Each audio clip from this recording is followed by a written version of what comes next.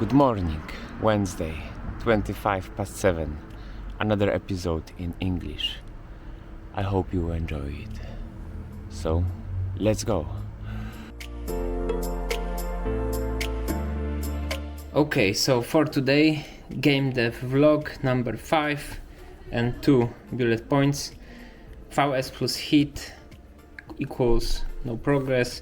Pallets, no, maybe not equals, but towards lowspec.com. So let's start with first bullet.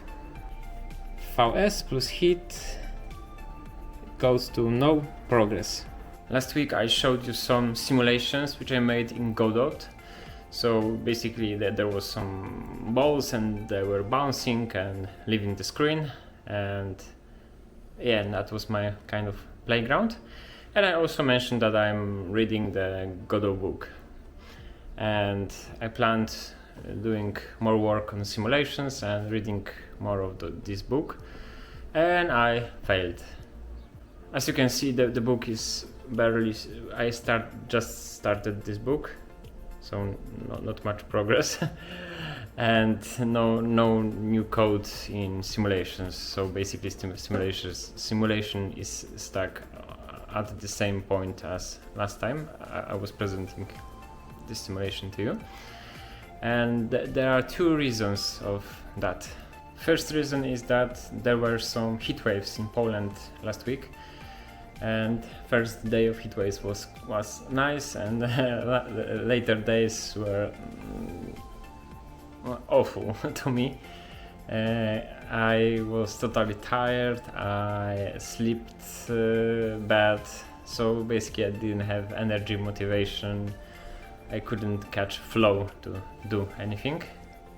And the second reason was that next day after the last game dev vlog, there was premiere of Vampire Survivors on Nintendo Switch with coach co-op. So basically we decided to fall back to Vampire Survivors on Switch, and Vampire Survivors on Switch is great. I have already Vampire Survivors on Steam. I had it on mobile, on Android, and now I have a third iteration of third instance of Vampire Survivors on Nintendo Switch.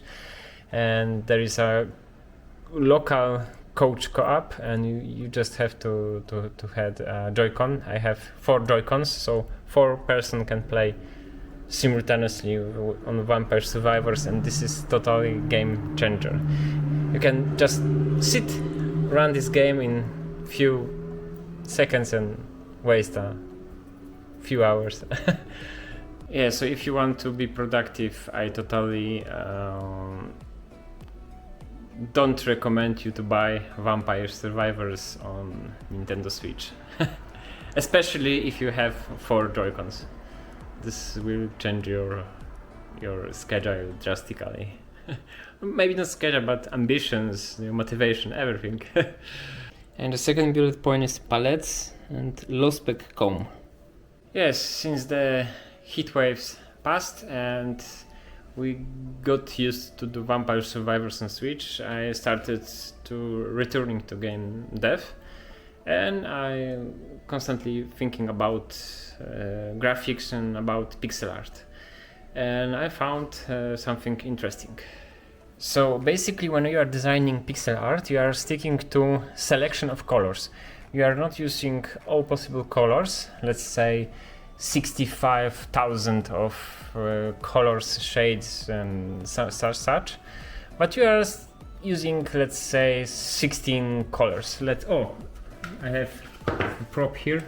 Let's say you are sticking to discrete selection of colors. And by selecting those colors, you are deciding what will be general look of your work. So basically we have the example here, and this is some kind of person attacking some ball. And this image contains 16 colors, just 16 colors, and those colors are called palette. So you are basically defining number of colors and building something from those colors. And it seems that people are sharing those palettes. By palette I mean the selection of colors. And there is a web page called lospec.com, and you can go to the palettes and select a palette. So let's say this is the 4 colors palette, and there are examples of sample graphics which was created by using only those 4 colors, and people can download those palettes, import to your favorite graphics program, and have those colors as a basic selection of colors. Yeah, so basically I'm looking for I guess 16 colors. This is probably a nice palette for a nice number for beginners, and I will probably pick something from here. So for example, this was the example image I was showing you previously, and it is built upon those 16 colors. There's another palette. This is called Pico 8, this is called Sweetie 16, and yeah, this is also the list of 16 colors, and this is example built upon only those colors. And you can download this palette, or you can just type those numbers. This is number in HTML standard defining this color. You can also see some kind of funny graphs. So let's see example. Downbringer palette analysis. These are some kind of visualization of this those colors. I have no idea what this graphs means, but it looks quite cool. And also it is Dieter test. So basically you are using those 16 colors, but you can mix one pixel from this color and one pixel from other color, and you have this matrix of those mixtures, and by using those 16 colors you can basically mix something like this. Yeah, so if you have high density of pixels, you can use this dithering to emulate different colors. But in some kind of raw small pixel art, those colors are more or less not deterred. What was most surprising to me that let's say we have some random palette with 8 colors, and those are the example built upon only those 8 colors. This is crazy what people are doing, and they are also discussing this here and commenting, and this is very cool and versatile, awesome palette. This palette is absolutely beautiful. We're using a top-down house example as an inspiration from something like that. Some other person discussing this is nostalgic or something like that. This is totally crazy. They are discussing those 8 colors.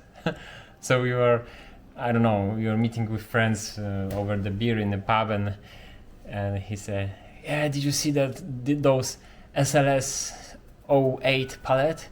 And I said, "Yeah, I saw that. This is so beautiful." This is kind of golden hour vibe and something rustical. And yeah.